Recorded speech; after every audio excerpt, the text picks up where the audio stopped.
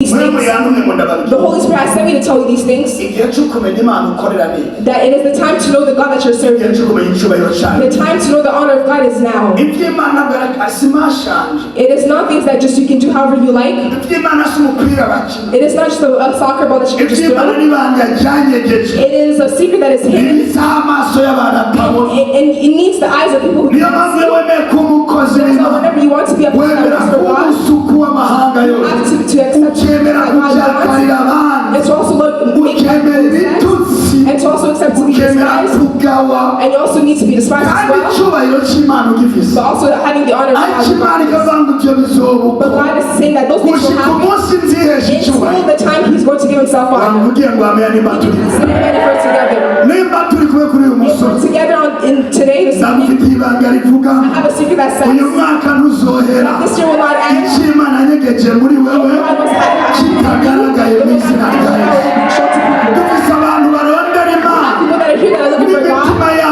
Even their whole heart as well. But they need to see the honor of God. Whenever God called them, He took them from many men, and He brought him here saying that I am going to give you the secret that I have hidden some things from him. Because for him, when He called Abraham, He said that I will bless you, and I will bless you, and all the nations, they'll have blessings through you.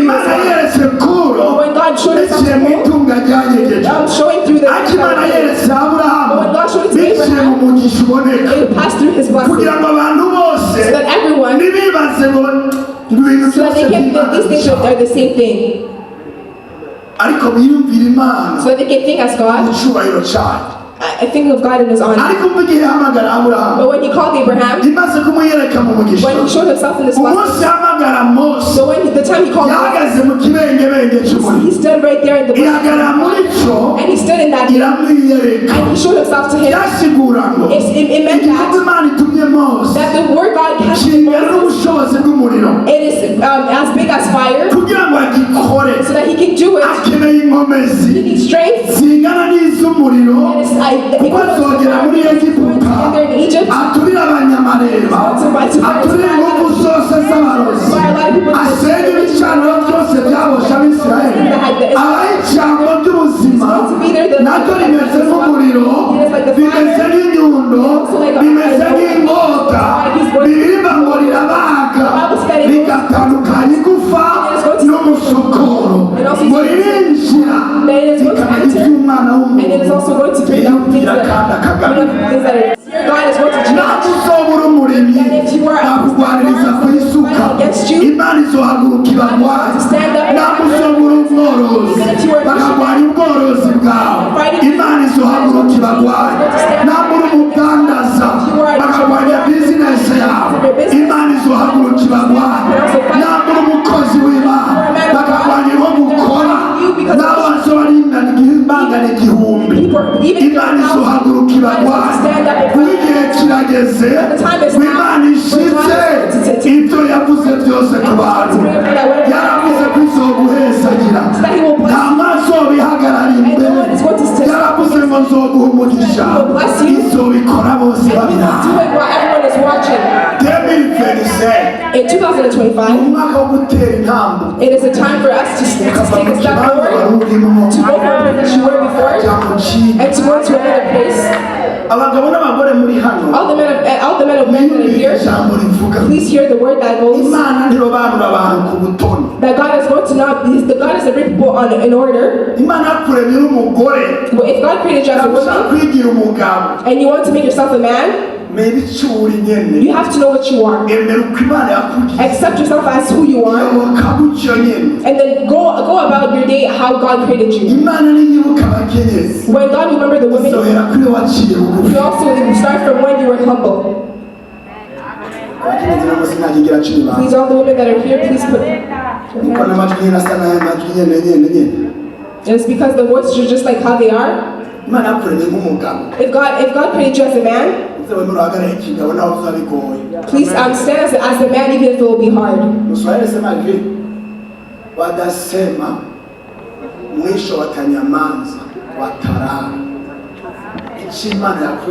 Whatever God created you to be, standing in it until you die.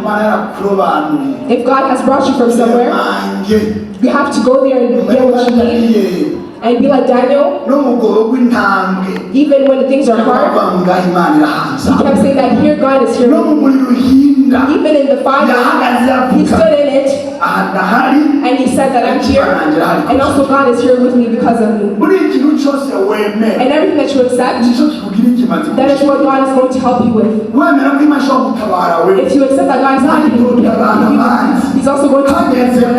Whenever it starts to do, he's going to do it because he trusts in him.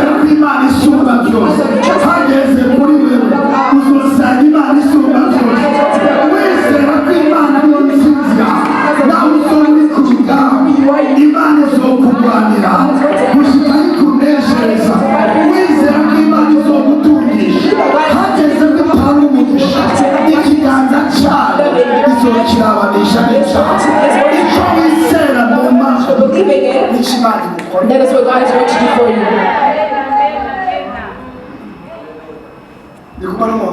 I'm with a person here. I have 5 minutes left. The second thing is that whatever God said you're going to be, it is always going to happen in its due time. Amen. Everyone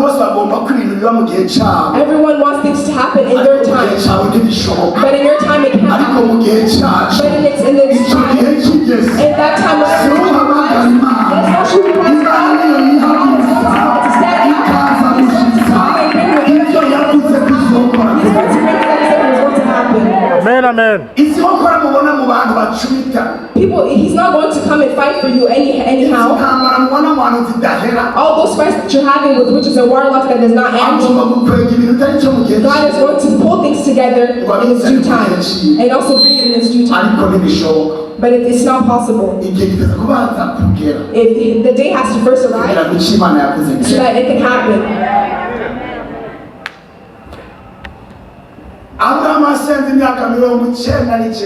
Abraham prayed for so many years, asking for God to bring him his promises. That first there has to be 100 years that will pass. Whenever they hit of 100 years, Isaac was born. Because God wanted to teach all the doctors that whenever a woman gets in her that she can also give birth. Even if the breast had fallen down, it can also go up again and give milk. It was a philosophy of a high level that it was going to cause everybody to change and turn around. I hear God saying that everyone that believes in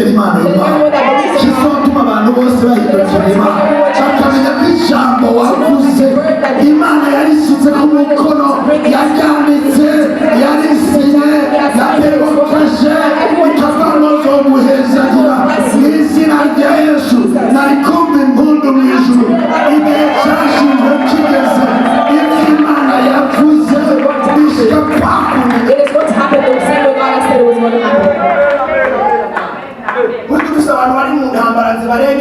When you hear people that are in battles that surpasses their understanding, they ask, I want things to go this way. You have to rest. Wait for the time of the hour of God. Whenever the time of God arrives, that is when God himself is going to stand up. Everything will change at once. When the time arrives, he will stand up and you'll see that the things that you were praying for, God has given it to you. When Moses was fighting, he wasn't just praying. No. He was working, he was doing the everyday work. That is why the Bible says that it shows that Moses was a person that he had those animals of his father's that when the time of God arrived, when he got there, he said that God has told his son. When he got there in that city, he found whatever God has brought him out there. And then he seen that it started to rain. And then he went and looked at what was going on. And he heard the word of God saying, Moses,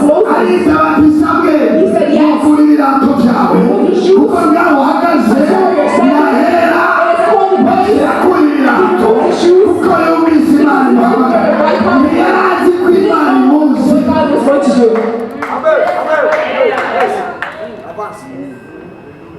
But because the time had arrived, when he was opening up the books, he got to the name of Moses, and he put a line through it. And I hear that today, that's the 12th day, on the 12th edition, God is going to do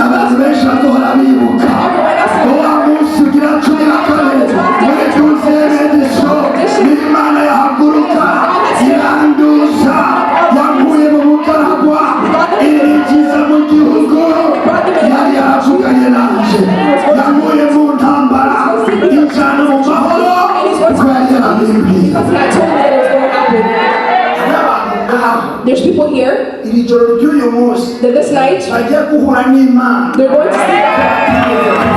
in a way that I've never seen God. Because of the way that you work, there's a time that God has days, and He knows that today is the day. God knew that starting from 2014, that it is me that is going to stand in front of God, that you're going to stand in front of God, and together to speak and also pray for each other. And that's why that this Africa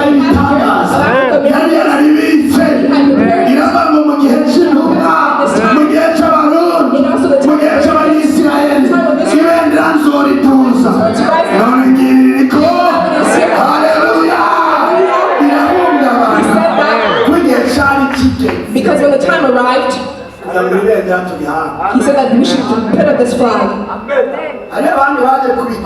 There's people that have came to do the same, and they're about to do a showcase. And they also made flags as well, and they also made some drums.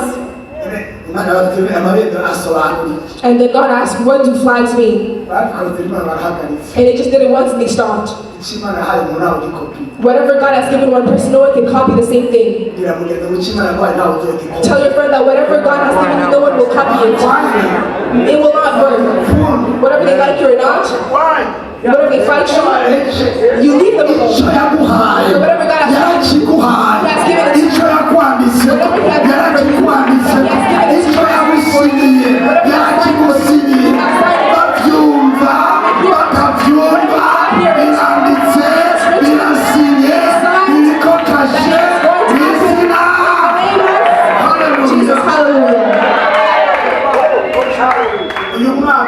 That this year, wherever you're standing, stand up. That whatever you're believing in, believe in it.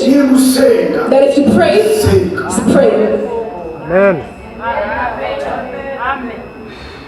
Amen. The words of people has brought many backwards. And people that have been removed honor just because of the word of people. A man that listens to many words, they cannot build up a home. A woman that also listens to a lot of words from everybody, they cannot build a happy home. A man of God that listens to a lot of words, they cannot build up a church.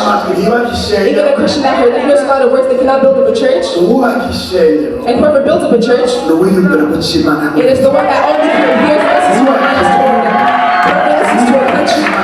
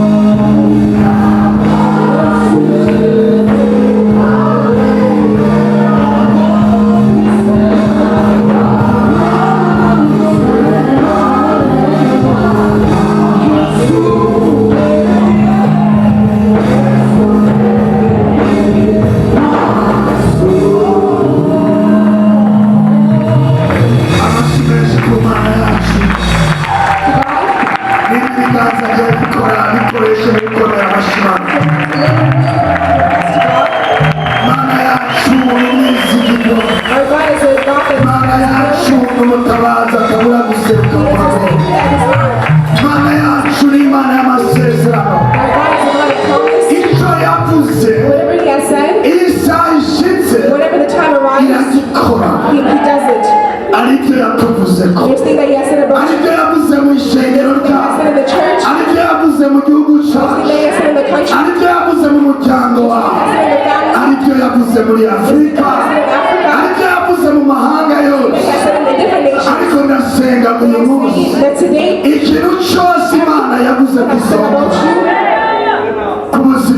regarding it, let him know whoever they're going to come from, they will come and stand in the same whatever there will be, that God is going to stand.